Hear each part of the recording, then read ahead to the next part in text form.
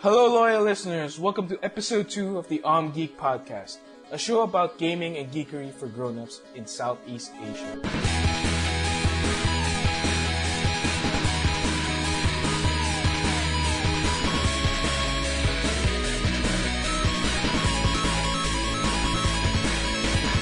This is your host, James Chua, and with me, as usual, are my fellow co-founders, Jed Revelicious Revita from the Philippines. What? Yes, please say hi. Okay, hi. I was not expecting that. Yes. Mike Chocolatey Ferrer from Singapore. Oh, okay. Yes. The chocolate, thank you. And as always, what you guys drinking? I'm drinking right now. And don't give me shit about it. It's ginger with honey and ginger honey tea. Wow. Well, yes. What happened to you? I don't know. I'm reforming. From beer to that, sick? Yeah, it's a reform. How about you, Jay? What are you drinking? I am having a cup of coffee. Yes, black. Good Because evening. It is a weekday, Wow. and Like a man. I cannot drink alcohol tonight. Okay. Interesting. Okay. Mike, please tell me you're not drinking water. Well, I just want to give a shout out to Imaginator and Matrix 374 who were on the Steam chat room the other day. They were talking about our appreciation of mineral water the other day, me and Jed, from the last episode. And yes, God. I am drinking more of it. Just drink from the tap. Okay. Okay. Enough I of should what one we're day. what we're drinking. For the topic for this week, we'll be talking about video game marketing. Since E3 just happened, we want to get into how much video game marketing is being a big influence to producing our favorite AAA games. But before the topic, let's talk about what we're playing. Jed, why don't you start? So I have 2 games that I'd like to talk about. Oh boy, And, here we go. okay. The first game is something that I don't know. I don't know with you guys. You never want to react anytime I bring it up. It's called it's called The Unfinished Swan. Okay. Okay, I'll say that again. The Unfinished Swan. All right. And for It's, what platform? It's a PSN game, so it's for PS3. You play a boy named Monroe, and you are an orphan. So you remember all the paintings your mother used to do, and how she never finished any of them. And Okay. And when he got sent to the orphanage, presumably after his mother passed away or something, he was only able to pick one painting out of all her paintings to take with him, and he picks the swan, hence the Unfinished Swan. All right. Okay. One day, the boy grabs a magic paintbrush, and he discovers a door, and he goes through it, and then everything goes white, Okay. and the game starts. Okay. And everything's So, white. yeah. This is how the game works. Imagine you're inside your room, but everything is white, featureless white, and nothing casts any shadows. Okay. So everything is white. And Whoa. what you can do to find your way around is to flick paint in front of you. So you're basically painting decals on the objects. This is art. It This is so is art. so art. And stuff starts taking form. You start seeing the outline of a door. You start seeing a fence, a chair, grass. Okay. And you just start hearing sounds as you go along. You're following a path. You're splattering your scary? paint. No, it's not. It's like Okay. it plays out like a children's book. Oh, okay. And I'll say now that it's not just limited to flicking black paint at white canvas.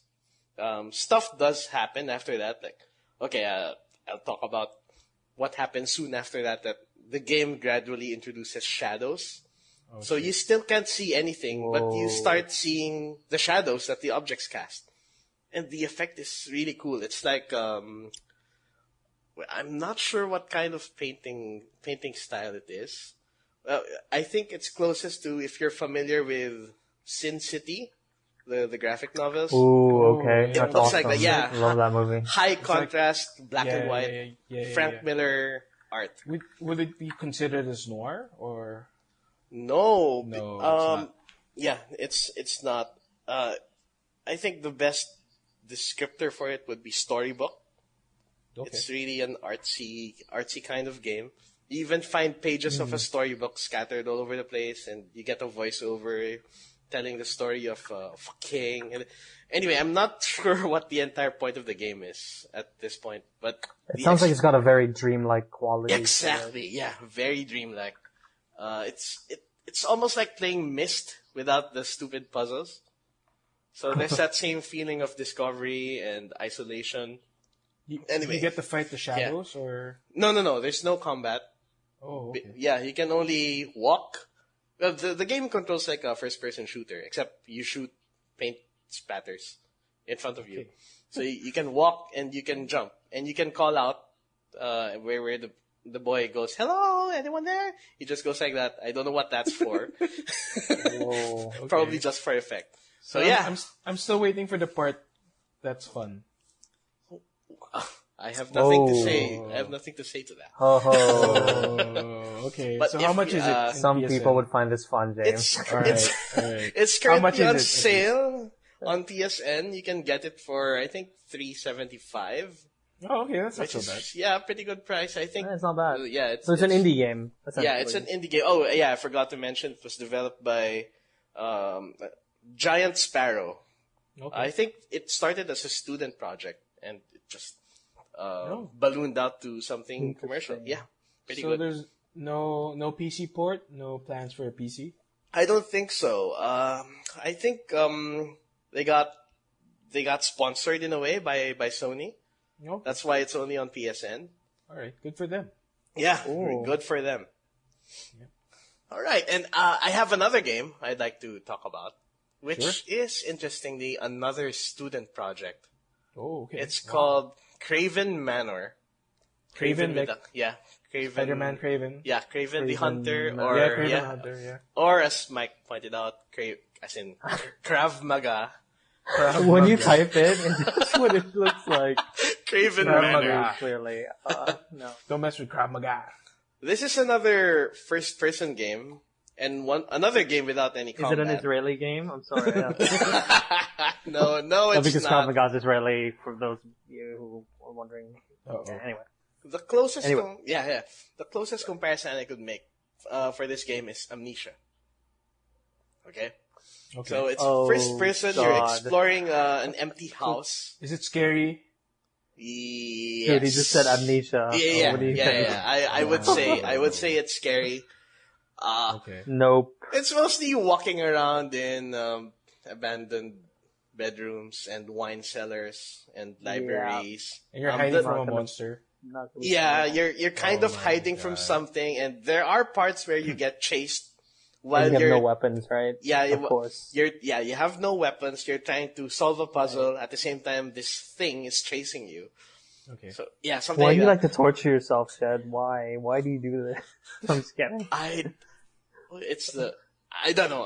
Honestly, I don't know. But it's fun while it I'm kidding. lasts. Yeah, it's interesting. No, Okay, yeah. Cool. But the big draw here is you get to change the layout of the mansion.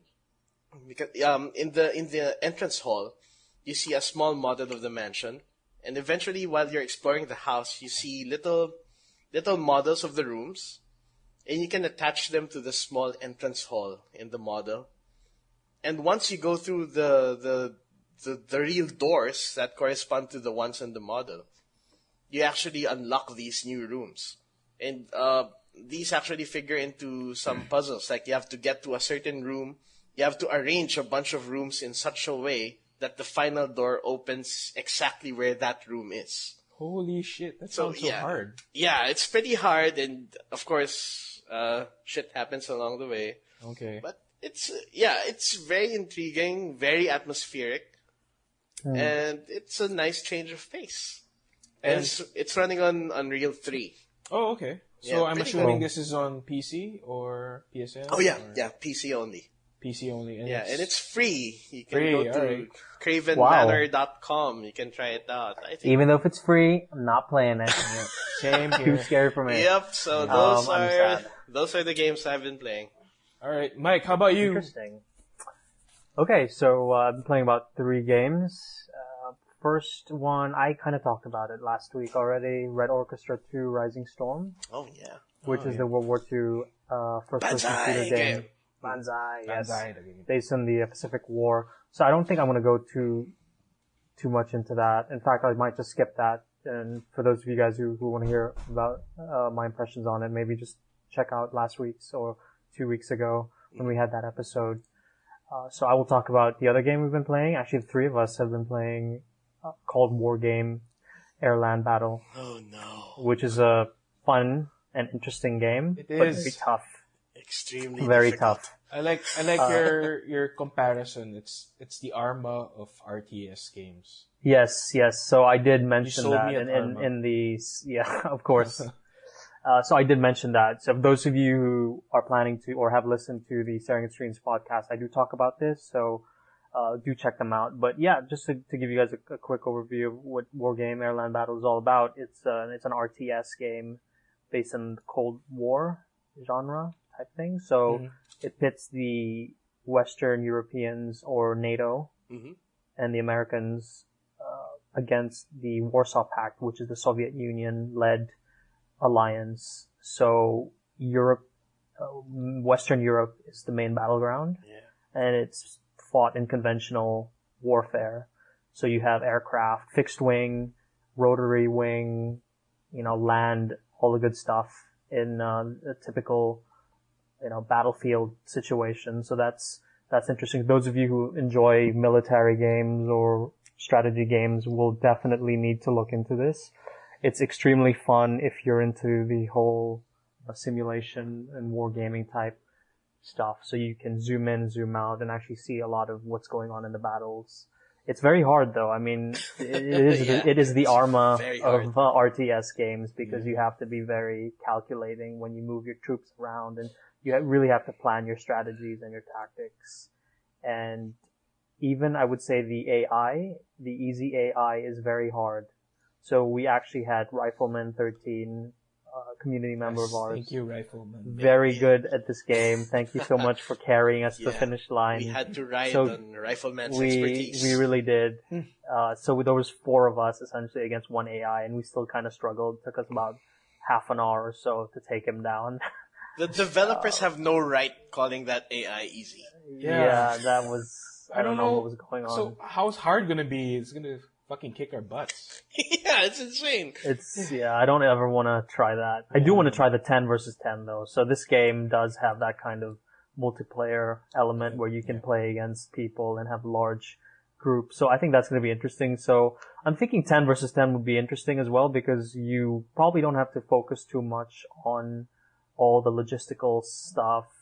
If that's not what you like, sorry, James. So like you can just jump in and everyone's sort of coordinating alongside you, and maybe you can jump in and focus on a few units and join the larger battle at hand. So I think that's something I want to try in the next couple of weeks. But the game itself is fun. It's hard, so be prepared to read up, which we had to do.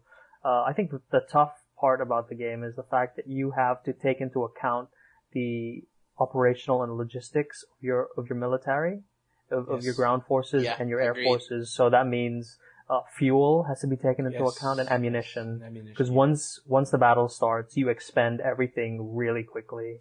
And if you don't have your logistical lines, planned out, you will just have a dead army, like dead in the water, essentially. And you lose, which is what happened quite a bit. So it's tough. So just keep that in mind. So it's a good game. I'd still recommend it. I mean, definitely look into it. I kind of found that mechanic very, it kind of sets the pace of an RTS game. Yes. You don't necessarily unit spam a certain unit, and you have to really take care of your military assets. Like in real life, you just the generals or the commanders don't just send out their their best tanks to die. That's right, because you have a limit of you have a limit of resources in resources. Exactly. And I so found, when you and I found that very it's a different type of RTS.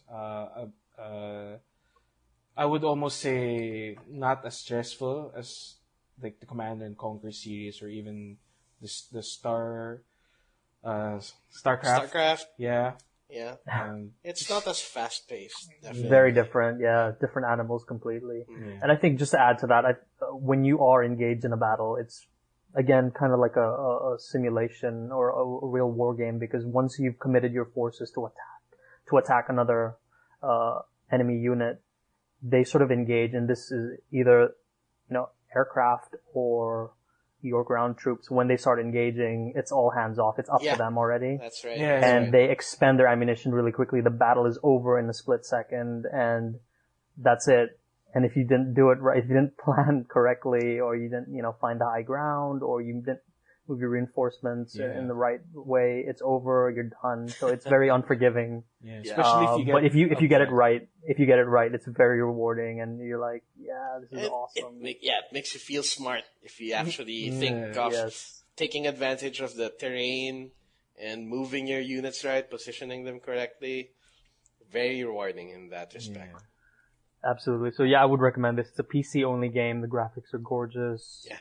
Zoom in as far as you can if you have a good system, and you just appreciate how awesome looking the hardware is. The military hardware, very very good. And in terms of units, there's about 800 different units in this game, all accurately portrayed. So if you're a military geek, this is something to definitely look at. It's like toys that you can play with. Yes, exactly. Exactly that. Exactly. Like playing war games or playing, soldier or whatever. This is your game. I certainly am, and this hit the spot for me. So my last game that I've been playing, I won't go too much into this because this is more for James as well. I know this is one of his favorite games. Yes. Recent times. It's called War Thunder. Yes. They recently renamed World of Warplanes. It's really fun. So again, I think you guys are seeing a trend in the games I play. It's all military or war games. You are right. 2 of them are World War II already. So this is based in World War II. You can choose all sorts of factions from the Germans, the Japanese, Americans, and so on. And you can, play in a multiplayer environment. It's free to play.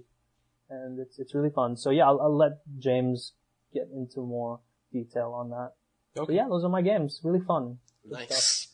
All right, yeah. So for me, might as well talk about War Thunder since Mike rolled the ball on that one. It's free to play, and there are a lot of planes to choose.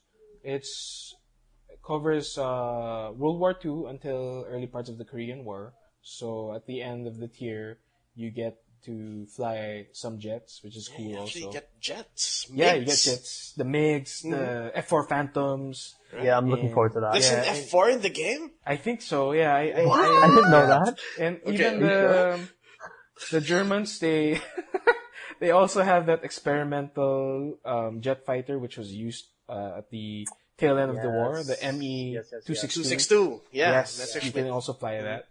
So the Americans, sorry, just to quickly, I do remember now, it wasn't the F4, it was the F-86 Sabre. Okay, yeah. Right. Korean War indeed. Anyway. Korean War, yeah. And, the planes are very varied per country. You have the fighters, you even have the bombers, the light bombers. So it's really up to you how you want to play, how you want to fly.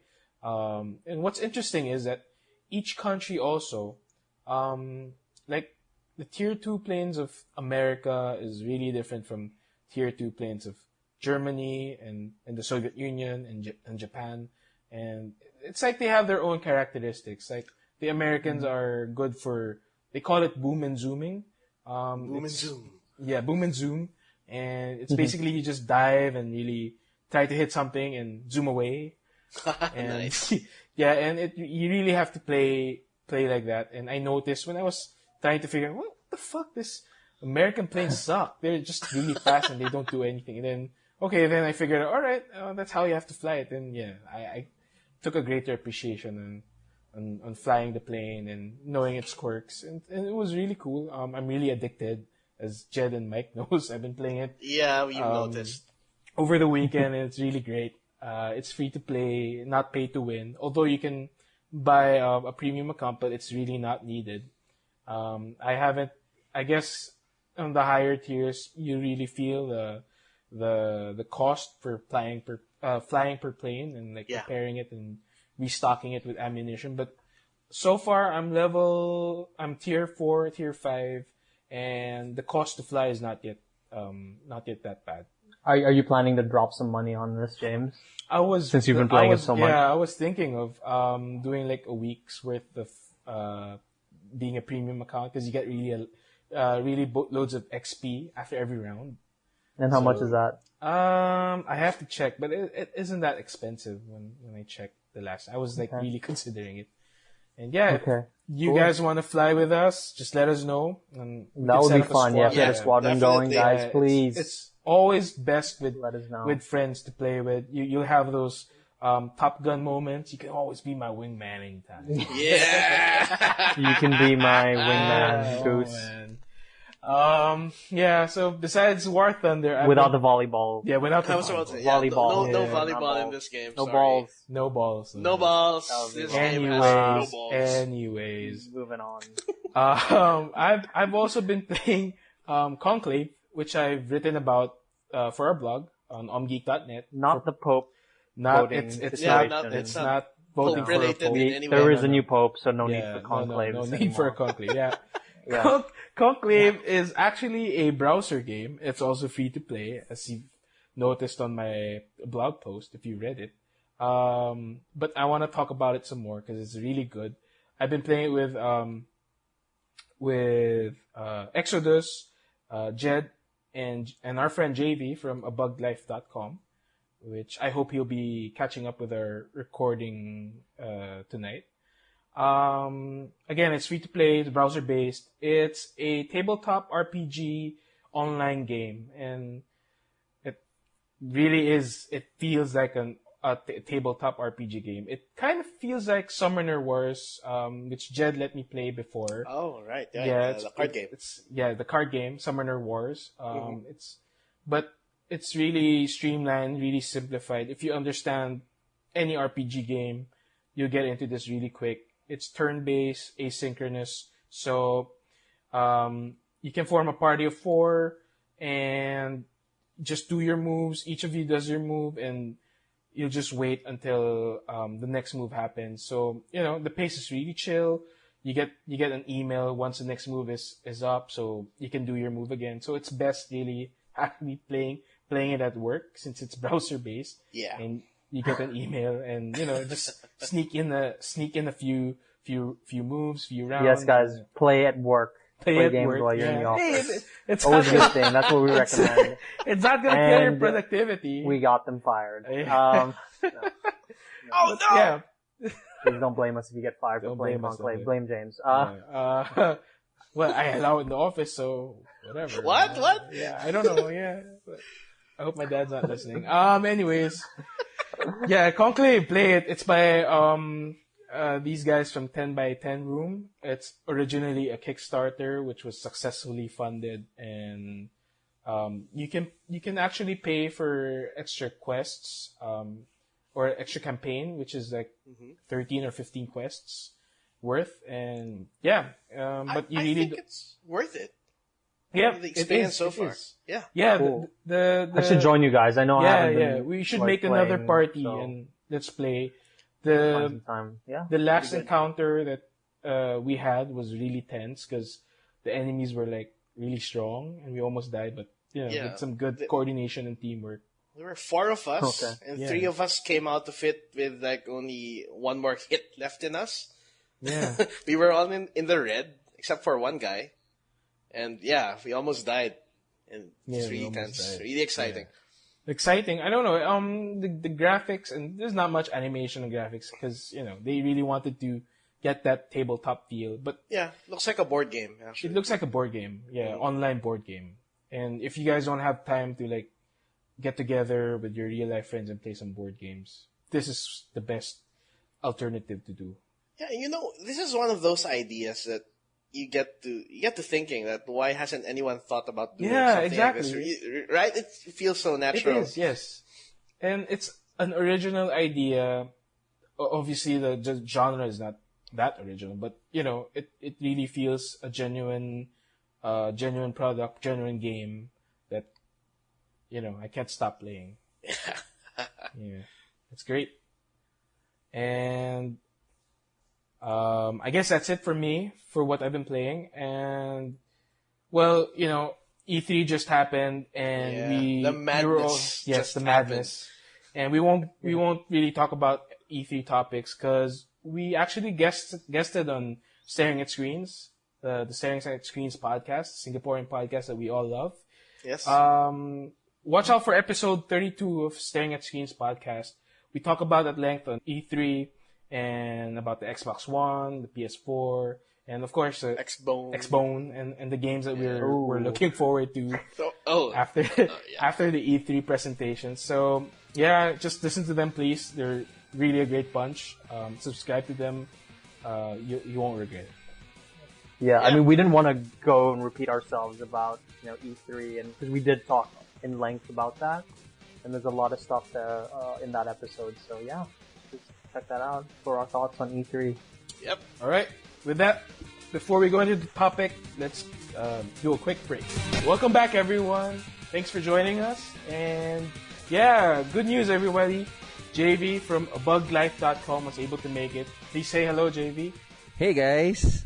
Yeah. Glad to be here. I'm a bit late, but yeah, I'm a huge fan of the show. I've been listening to it since for a long time. I've been since the first episode. episode. 2 weeks ago. Since It's amazing. episode 1. I've never missed the show. Nice. Wow, This is a true fan. So yeah, let's get into the topic. Thank you for making it. Yes, thank you for making it. Was traffic awful? Yeah, we can discuss that later. Manila traffic. The topic. Video game marketing. So Jed, Mike, could you guys intro the topic for us? Yeah, okay. So we're talking about video game marketing. What differentiates it from what we would like to call regular marketing? Of course, it's all over the internet, but there's also things like ARGs or alternate reality games and social media, live events, publicity stunts, anything that can get these games into the minds of the consumers.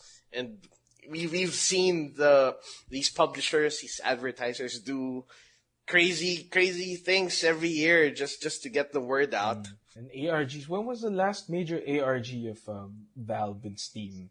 Was it 2 years ago? Portal 2? Was that the potato stuff? Yeah. I found that really interesting, and that made me really wanted to buy and play Portal 2. Yeah, it was exciting to follow. And that was the time where you had to play all these other indie games to unlock whatever it was that they were. I think it was the announcement of announcement of Portal 2. I think. Yeah, that's right. Yeah, that was exciting. Yeah, something new. Exactly. Yeah, it's cool. So yeah, I mean, I sort of. I'm echoing really what Jed's saying. So to me, my understanding what video game marketing is it's really all forms of communication. We're talking, advertising, press releases, reviews, social media interaction, publicity events, all really focused on, game releases. These are all, what game marketing is all about.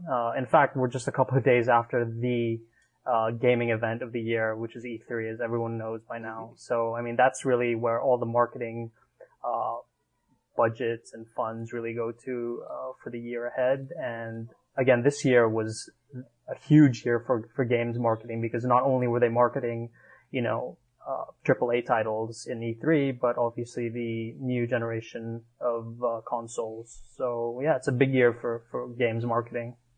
Yeah, and just to give some figures, an average development budget for a multi-platform game is usually 18 to 28 million US dollars. A high-profile game often exceeds more than 40 million US dollars. Just to go on specific to some games, Left 4 Dead for them to get like significant exposure for the game, and this is Left 4 Dead 1, Valve financed around $10 million just for the marketing campaign alone in the United States. I remember they had Just for marketing. huge billboards. Yeah. They were very aggressive for really marketing that game. And today, the video game industry has a major impact on the economy.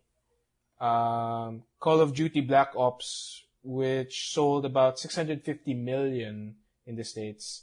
And this is US dollars, of course.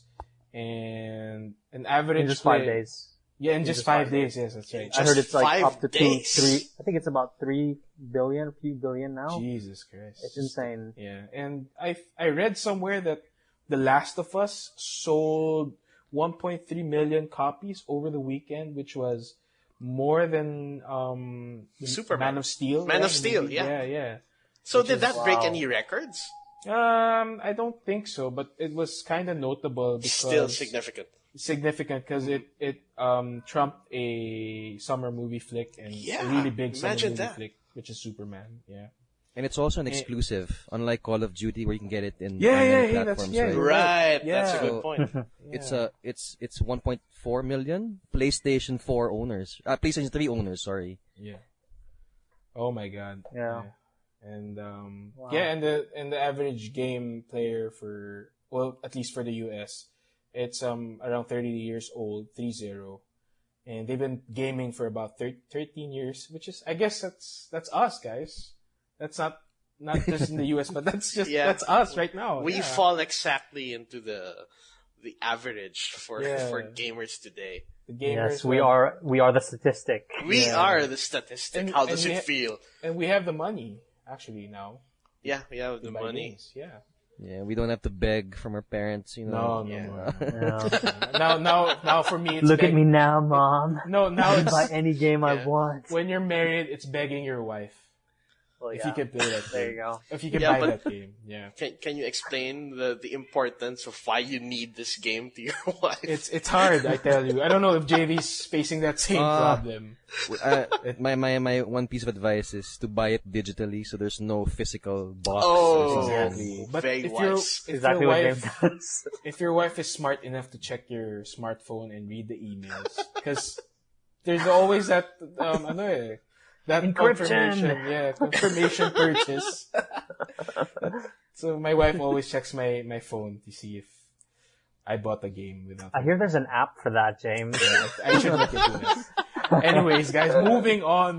My wife's gonna kill me. I'm gonna sleep in the couch. How do you guys think marketing is different in video games? JV, would you wanna start with the? I think this is one of those cases where. Well, okay, just the background. I used to be with the gaming press, so I was in the media for a while. And the impact of video game developers or publishers, a good review can really make or break a game. I think, and that's a big deal. Unlike, let's say, compared to other products, let's say like gadgets, for example, you have certain types of pieces of technology where it doesn't really matter if you're hitting the demographic. People will just buy a phone because they need a phone. But for games, it's a very conscious decision. And I think a good review, for instance, or a really good preview, like for example, the first 15-minute demo that they show, and then the press like gives a commentary. That the thing really matters, I think. Mm-hmm. Mm-hmm. Yeah, and okay. Yeah. So you're saying it's a lot more important for them to get the marketing right for games compared to other media or other products. Which is why I think, I mean, this is an opinion about like the recent Xbox One versus PlayStation 4 launch. If you really put both consoles like and list down the pros and cons, they're more or less similar with specs. Yeah, you're right. Right? Xbox One has... Yeah, on paper, like the hardware, yeah. Even like, for example, PlayStation Plus and Xbox, and what do you call it? The Xbox Live services? Yeah, Live. They're now kind of similar, right? Yeah, they offer free games. But if you notice, Sony was able to think it's winning the goodwill of the press. Because that's the guys who were there. You never see a standing ovation from the media. You don't see that. Yeah, that was crazy. Right? And chanting, so Yeah, new, chanting. so They new. were chanting. Wow. Yeah. So that's an example of video game marketing. So that's not about like marketing dollars actually. It's more of like creating that really good impression that we're not the jaded empire. We're here to listen to you. So I think that's a big factor to play in. Right. Jed, anything to add? Well, that's a very interesting point of view, and I think it applies especially for gamers because, of course, we're the internet generation, Yes. and the word gets around really quickly. And I want to quote Gabe. Yeah. Gabe. Yeah. our Okay, God I know what Gabe you're gonna Nero. say, but go ahead and say it. And you can't get away with lying in the internet. 'Cause Yes. You'll be found out. Something like that. Yes. Yeah. We should get that framed From the Father himself. from Lord the Father from of the gaming. father himself. Gabe and That's true. That's true. yeah. So it's Okay. really winning over the goodwill of the people. Absolutely. Yeah. I think gaming journalists are a special kind of they're a special breed. If you look at other sorts of journalists, you have guys who do the breaking news. They're not particularly passionate about a certain topic because they get rotated around the beat. Sometimes you're doing you're sports, sometimes you're doing business.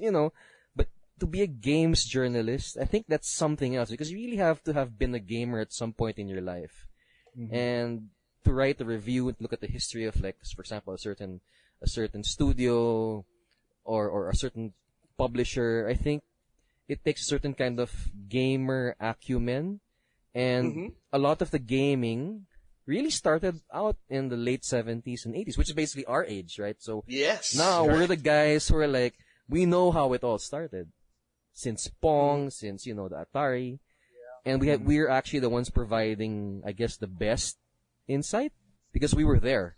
Yeah, you're right. And there's this gamer thing about, gamer cred that I don't know how it applies to other sorts of media, but gamers tend to be very particular about who they're getting their news from. It's it has to be one of them or one of us, And it's just not consuming media, but also what games have you been playing, for the past 10 years. Like, hey, I've finished Half-Life 1 and 2. You don't see that in movie buffs. Hey, I've seen Citizen Kane 10 times, or I've bring up seen Citizen Kane. Star Wars like 50 times, although I've done that myself. I don't Same go, here, probably 60 times. Yeah, I don't go boasting that, but Yeah, it's And we just totally did. different. Okay. Yeah, Nice. all right. I love both original trilogy and Absolutely. the prequels. Superior to the prequels. Yes. Anyways, Mike, do you have anything to add? On Yeah, how video game marketing is different.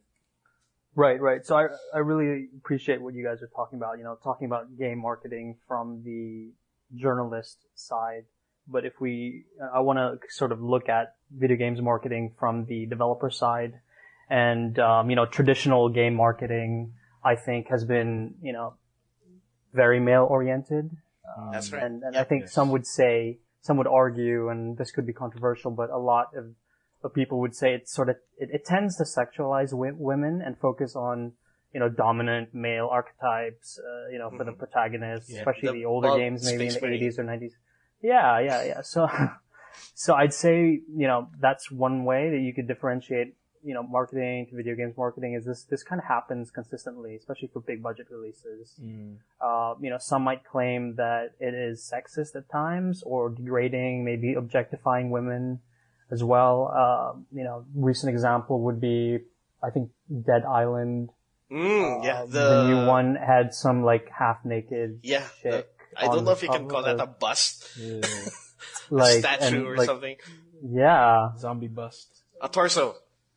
Right. So there's other examples. I mean, we can leave it in the show notes. But, that tends to happen quite often. So yeah, I mean, that's one way. But, on a separate note, I would say, games marketing, games industry was probably one of the first to take advantage of, the whole concept or the idea of online community management as well. Right. Where just because of the nature of games and the industry, online forums were a way for fans and the developers to communicate with each other using obviously technology and the latest at its time, BBS's forums in the 90s, and sort of that evolved throughout the years. So companies then learned how to manage their fans or the community, and they realized that they were a resource that they could tap into. So community management sort of, was embraced early on by the games industry, and their marketing. So, community managers, essentially what they are, they're guys who wear multiple hats. They're PR, they're marketing, they do a little bit of social media, some customer service, and they really bring a lot of that knowledge and feedback into the team that's working on the product. And this obviously benefits both sides, the fans who are looking forward to loving the game itself, and also the companies who want to see more information coming from their fans and how to improve on the product. So that's just, that's my idea of what game marketing is. Yeah. All right. Okay. So obviously video game marketing is very different from the other industries. Do you guys have any memorable, marketing stints or videos or whatever that video game publishers did over the years? Yeah. Mike, would you want to start off with this one?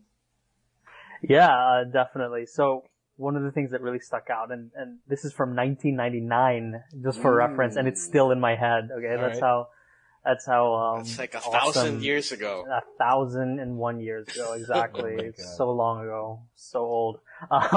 So Quake 3 Arena is, a beloved FPS game, Yes. id Software, and really the FPS game of its time. So there was an ad on PC Gamer, if I recall, and I was a kid reading PC Gamer quite often. So there was this ad of a computer in a really messed up room. It was a disgusting lived-in room, and the seat for the computer was a toilet. Ooh. And I it don't looked think like I've he seen was playing the whole, obviously the ad was conveying that Quake 3 Arena is so awesome and addictive that you'd probably want to be playing it even as you're shitting and eating your food and my God. I get it. yeah. So it was kind of like, whoa, okay, I've never seen anything this disgusting, but awesome. But that's pretty interesting marketing right there. And I mean, I can leave an image if you guys want in the show notes. But it's pretty interesting. Now that just sort of stuck out for me. I mean, I know there's been lots of other memorable ones, but this one really, it's pretty cool. I thought in the 90s. Yeah. All right, that's cool. Gross but cool. Cool. Yeah, Jayvee, how about you? Any memorable? Okay, so marketing stuff? I do have one. Right. And it was remember the first Final Fantasy for the Nintendo came out? Like way back. In the 80s? Yes. Yeah. Okay, yeah, so let me, bear with me, Set okay? it up. So, Set it up. remember, I had a NES, but I didn't own Final Fantasy. And my cousin, who would always come over to the house, would bring, have you guys seen the Final Fantasy Ultimate Strategy Guide by Nintendo Power? Yeah, I have a copy of that. Yes. It's the red. It's still here color somewhere. red. The red cover. Yes. Oh my god. With a crystal ball. Yes. And yes. So Okay, the I know that. Whoa. Are we your nostalgia four tripping now? characters, right? They yeah. were there, and they look really awesome. So I'm like, so I'm there. He brought it over, and I'm reading through it. And like, oh my gosh, this is like the most amazing thing I've ever seen. And I've never played the game. And so like, I know how you feel. Warriors of the Light, all sorts. It's like I was reading I was reading a graphic novel in a way, but it had it was a strategy guide, and there was no internet back then, so this is like the ultimate. It is exactly that, the ultimate guide. And I was so pumped up that I would ask my dad, like, hey, can you buy this game? Can you buy it? So that was it. That's how I fell in love with Final Fantasy, because of this, not because of the game, but because of the strategy guide. Yeah, that's cool. Reading through it, it was so amazing. And it's by Nintendo Power, so so those things were awesome. Yeah, they were. And they had the poster and the huge map, which you could unfold. Yes! Oh, that's amazing. The Taking me 8-bit back. map. Yeah, and they had these paintings to open each chapter. That's I right. remember the sick elf king and the my rotting God. earth. Oh, yeah. Oh yeah, it was so good. And then the painting of the airship. Like, oh, Yes! oh The my airship! God. Oh, you guys are like really nostalgic. Okay, yeah, with it. I have to play Yeah. Final Fantasy 1 now. But are strategy guides still popular nowadays? I don't think so, right? I don't Game think packs so. and- yeah. Well, with all the hand holding that games Yeah. offer Yeah. nowadays, I don't think so. I guess, yeah. But you have to realize back then, that was Nintendo's marketing. Yes, you're right. Right? You're right. It They call wasn't it the by strategy guide, PC but- Gamer. It was by Nintendo. Yeah. So it was a first party product. They call it a strategy guide, but they're actually using it to sell the game. Yep. That's amazing. Yeah. That was so mind brilliant. blown. Yeah. Man, you guys, you sound old. Wow, look who's talking. Look who's And- talking. All right. For me, memorable marketing stint was from Tripwire and Red Orchestra 2. They went out in their way and made a trailer, which I'll also link in the show notes. And it was like this kid was asking his grandpa, Grandpa, how was it to fight in Stalingrad? And then You're loving the Russian accent, James. and the grandpa was like, look, really, really intense and think about Stalingrad. And obviously they're showing in-game footage and shit. And the kid will ask him, Grandpa, how was it to drive the T-32 or whatever? And I kind of found it really funny, very tongue-in-cheek. And at the end, the grandpa said, hey, I remember all of this because I played Red Orchestra 2, and some and it was people, actually taking place in 2040. yeah, and Yeah, some that was Inception. us in the future. We are and the grandpa. some veterans took offense at this because it's like they're toying around with PTSD. PTSD. You're right. Yeah, and I don't know. I found it really funny though, but yeah, and Yeah, I thought it same was here, awesome. same here. yeah, it's stuck with me all the way. How about you, Jed? Okay, yeah, there. I actually thought of lots. Okay. Okay, let me think. Okay, here's a big one that most gamers will probably be familiar with. Well, the older set at least. And I'm going to tie this into what we talked about earlier about, generating goodwill. So if the sentence John Romero's about to make you his bitch seems familiar to you in any way, okay, you will realize the value of getting these players on your side. Because here was a guy who had a track record for making quite possibly the most influential game in history, Doom. And okay, so he goes on to make Quake. Not Daikatana. Daikatana. Burn. Yeah, Daikatana, which is a punchline all in itself. Absolutely. Okay. Yeah. Sorry. So yeah, that campaign, the about to make you his bitch campaign, was for the game Daikatana. And it ended up turning on John Romero because of the way the fans reacted to what he was advertising.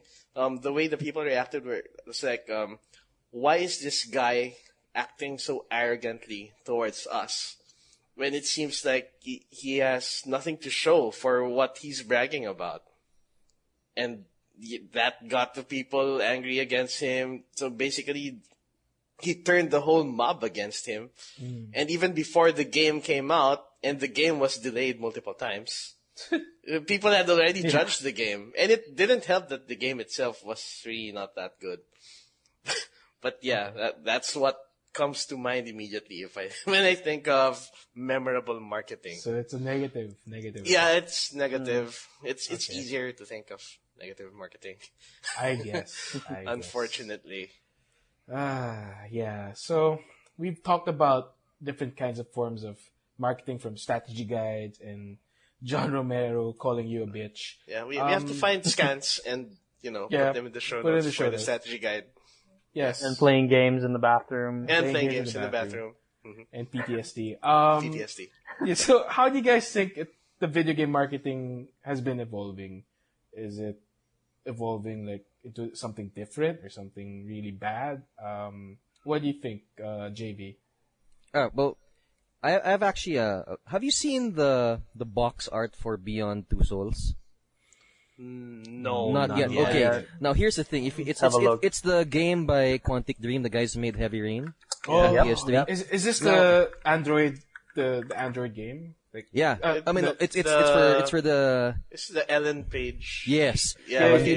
If you look at the box art, it says there Beyond Two Souls, starring Ellen Page and William Dafoe. Okay, I'm looking at it. And I'm looking, yeah. when was the last time you saw an actor, or famous actor, or famous actress? You're right. Name? You are right, dude. Yeah. Ellen Page played Shadowcat, was that right? Yeah. Was she in X-Men? Wait, was she? I'm not sure. She was, let's see, Wikipedia. She's Kitty Pryde? Inception. Yeah, she was Kitty Oh, Pryde. Yes, she and- was. Yeah, she's the one. Right, Inception, right, right, Inception. Of Yeah, course, yeah, yeah. of course. And then you have Willem The Dafoe. architect. So there. I'm like, Yeah. are we becoming? it's like a has movie it come to poster. that point? Yeah, exactly. Hmm. Now, does that matter to you? Hmm. That you're gonna buy this game because, oh my God, Ellen Page is in it, or Willem Dafoe is in it. Does it? She's like, they play the voice actors, I think, or something like that. Mm-hmm. Yeah. So I think I'm they're doing the wondering. mocap also. Yeah. Yep. And their faces are, yeah. Really like similar, right? Hmm. So here I am wondering, what does this mean, like, by paying a big name actor to actress to have their name plastered onto the box art for marketing purposes? Will it make you want to buy a game because Nicolas Cage is in it, or you know what I mean? Yeah. Probably not if it's Nicolas Cage. No. What kind of movies he's been on recently? I mean, Ghost no. Rider. Ghost Rider. The worst of them all. So Yeah, like, yeah, yeah. or maybe these talents fit the 30-ish-year-old demographic, the geek demographic. I don't know. Mhm. I'm not It's sure if possible, yeah. that's a thing. But definitely, this is something we've never step seen up. before. I would say it's a Yeah, step up. you're right. You think? I don't want to It's a- say the industry is maturing because we have like celebrities on it, but I guess it's an attempt to gain like really mass appeal. You have these Yeah, you're right. Hollywood celebrities coming to the game, doing the mocap, doing the voices, and to show, hey, gaming is a legitimate form of entertainment, and we're marketing this as a proper, a proper experience. It's a unique experience. You can't get this in the movies, but you have movie actors in it, so I don't know. Yeah, I mean, this is the kind of cover that anyone will be able to understand, not just the gamers. I guess it's like bridging the gap, or like Right. trying Have to you guys played Quantic Dream's other game, the Heavy Rain? Yes, I played Oh, I haven't. some of it, and it's not bad. I think they're into this new concept genre called interactive drama, and they say so themselves, like this is a new thing, where basically it's a lot of quick time events. yes. And I know Heavy Rain it's probably like my top 5, one of my top 5 games ever played, and it's a PS3 exclusive, right? yes. So Should get my copy, maybe by putting out this new thing, I'm not sure Heavy Rain had mass appeal, but it did like strike a chord to like people who love the great story, so on and so forth. So I think So not necessarily the gamers. exactly. So maybe they're Yeah. trying to get the movie actors, because this is Right. similar in terms of genre, except that you're pushing buttons to get the story forward. Yeah, and So, I think- speaking of non-gamers, Like Walking Dead. So yeah. sorry. Like Walking Dead, Right. and Walking Dead. and speaking of Heavy Rain and non-gamers, I lent the game to my wife. Well, back then she was my girlfriend, and she really finished through Heavy Rain. I even haven't finished Heavy Rain, and she played through it, finished the Wow, I game did not know before that. me. Yeah, and she loved the whole game. I told her not to spoil it for me. And yeah, according to her, it was like really entertaining. And you know, if you can get non-gamers to like really play a game, I guess that's something else. That's a powerful thing. If you create a game that, you know, pulls in a non-gamer and gets them to finish it, I think that's amazing. Wow. Yeah. It's an amazing story, right? Yeah. Cool. All right, that's cool. Mike, you want to add anything?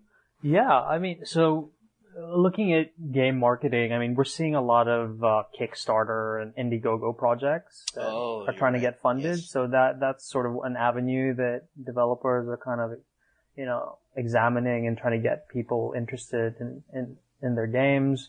So that's, you know, we're seeing a lot of that, and it allows people to really follow the games. You know, you become an early adopter. Mm-hmm. But you also have a chance to be part of the direction of where the game's going, and you know, you're part of the alpha. Like, you know, I've committed to a couple of games. The Sorellen game, Takedown, Red something. What is it? Red Saber, I think. Yeah. Red Saber. There you go. So it's an FPS game that harkens back to the Tom Clancy Rogue Spear type hardcore, you know, shooter simulation type games, the complete opposite of Call of Duty. So one-shot kills and all that stuff. Mm-hmm. Lots of tactical planning. So I, you know, was really interested, and I've been following up on that game, and I can't wait to get to it. So the other game I've been following has been an RTS game called Planetary Annihilation, and I've been really, you know, following their marketing stuff and getting really interested. I'm going to be part of the beta. So that kind of stuff drums up a lot of support from the ground up, you know, from grassroots level, if you will. So that's pretty interesting. Another thing that I see is a lot of ARGs, which Jed mentioned early on, and you talked about Portal 2, which is the example that, you know, I would use as well, because the potato sack, I think, was the sort of the ARG that they had. I didn't actually that was participate huge. in it. Yeah, that was a big thing. You know, They lots of actually people on altered Reddit were the contents of indie games to take part in it. exactly. So I think ARGs are becoming a big thing, and yeah, those are the trends, definitely. All right.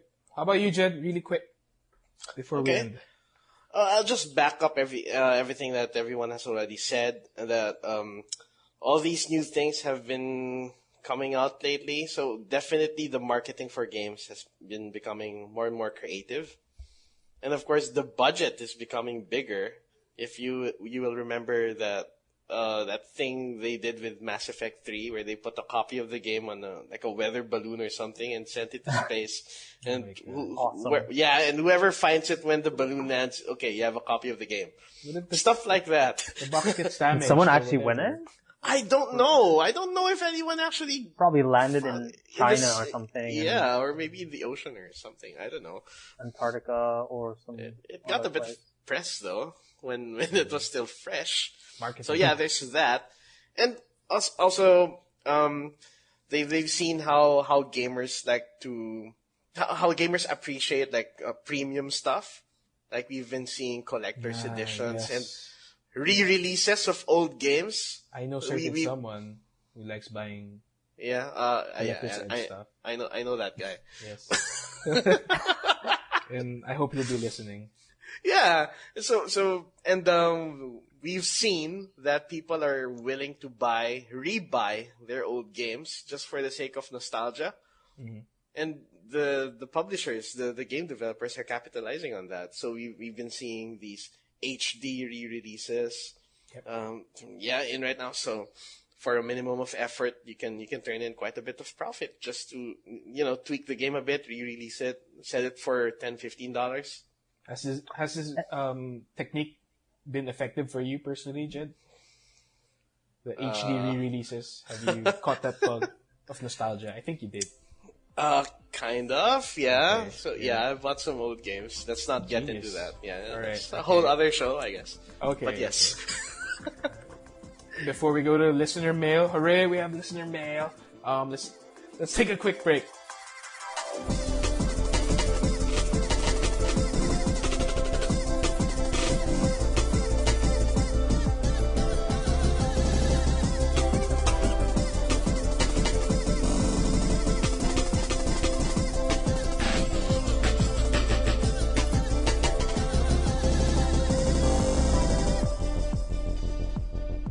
right, welcome back, everybody. And now for listener mail, first ever from Joey of Brunei, and of course loyal OMGeek. And he asks, what are your recommendations for games that are great for gamers who are less than privileged for time? Because I know this guy, he just got married like end of March, and I know how it is. No time to play anymore. Your wife whipping you in your back and saying, stop playing. But anyways, Jayvee, Okay. you're the best person to answer. First answer this question. Okay. Okay. So, dear Joey, if you're like me, All right. so I understand that, so you have a day job and then you have like when you get home you have to spend quality time with the wife and so on and so forth. If you have kids, it's even like you probably only have bathroom time in the toilet and maybe when you're commuting to work and lunch break to play. So I've been playing Warhammer Quest for iOS and it's an amazing game. Basically, Warhammer Quest is a top-down strategy game, a lot like XCOM, but it's based on the original board game which came out in I think the late 80s. So it's a very old game, but the conversion is done so well that it actually stands alone as a strategy, a turn-based strategy game, and I've put in about 18 hours, which is like a lot.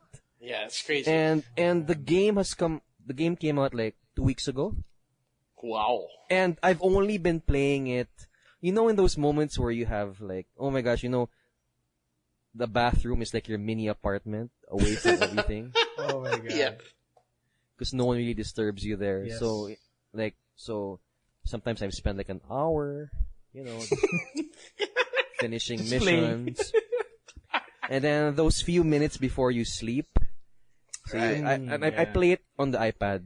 And here's the nice thing: if you own an iPhone and an iPad, the game supports iCloud saves, so you can basically take off from like, let's say you have to leave the iPad at home, so you can actually play with your phone like later on, and that's like the best. Nice. So like, I feel like this game was made for people like us. Yeah, sounds like it. Yeah. I wish And- we and could make it for Android though. The strategy is very Right. deep. So basically, it's $5 for the first 9 main quests, but you have an unlimited number of side quests, which you can just basically do to get more items for your party. So basically, the game is like your party of 4. You have a marauder, you have a dwarf, ironbreaker, you have a mage, and then you have an archer, elf type of character. And then they each have, special abilities that you can like activate anytime during the game. And basically you go from town to town, gathering quests and then doing the quests and leveling up. So the main quest gives you access, the main game gives you access to the 4 characters and like the first 9 towns. If you pay an extra $5, you get access to the next set. So basically the expansion.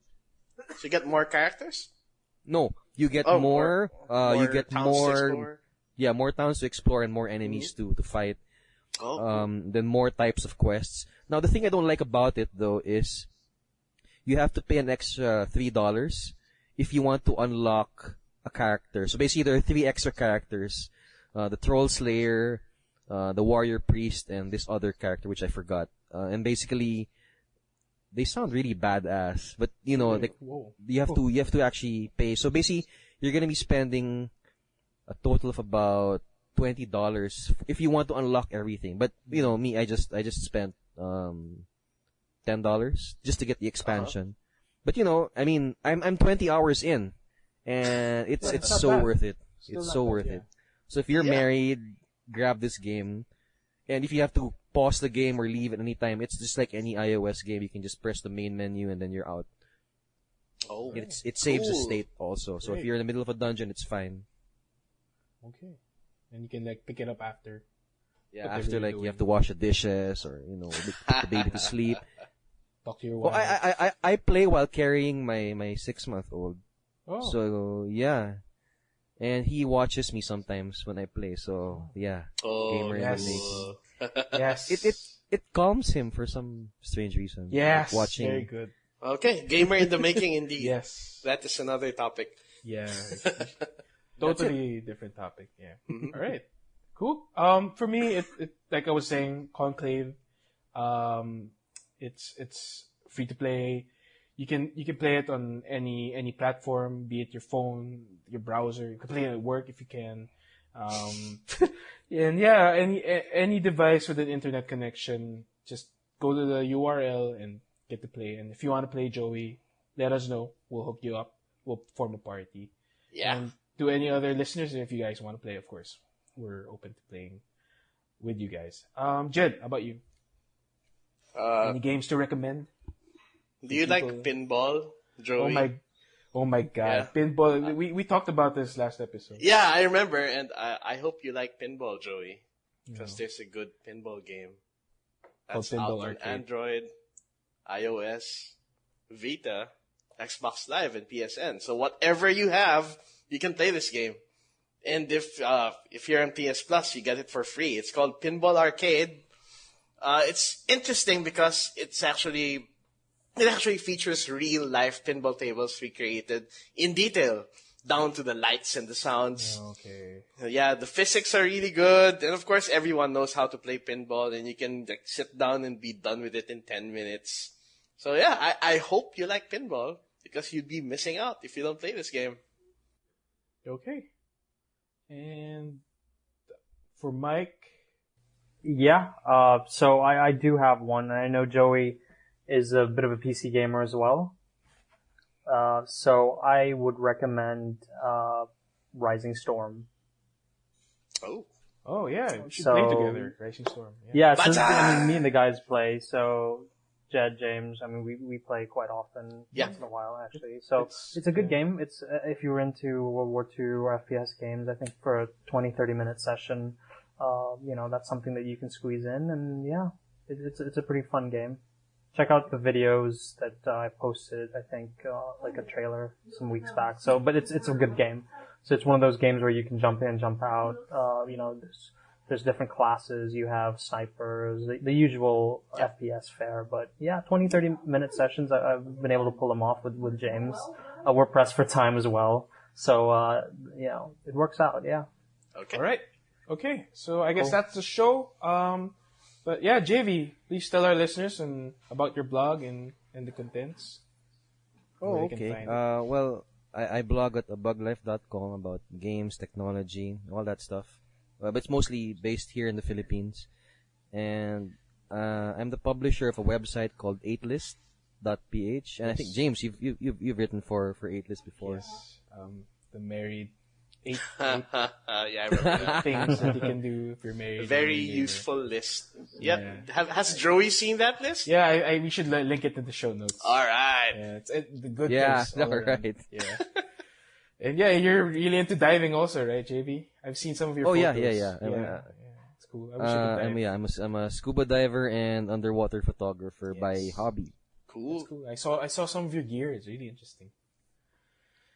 Yeah, it's like bringing a studio underwater. Yeah. I've seen the cameras. Grabe.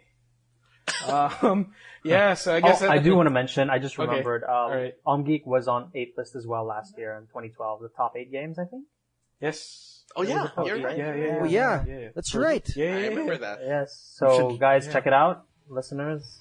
Yeah. It's an awesome list that we Put put it together. on the show notes also. Yep. Okay. And that's it for episode 2. Please, again, if you want to send listener mail, email them at contact@OMGeek.net. We have also a Twitter feed, twitter.com/OMGeek, Facebook.com/OMGeek, and we newly opened a Google Plus page. Unfortunately, there's no unique URL. Just search us there in Google Plus. Please rate us on iTunes. We'll give you the link, and please follow us, likes. We love them all.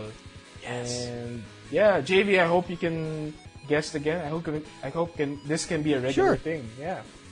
All right. Yeah. Anytime. Thanks so much for being here with us Yes, for this thank you. episode. All right. So Yay. yay. So in behalf of JV, Jed, and Mike. And from me, James. Thank you for listening.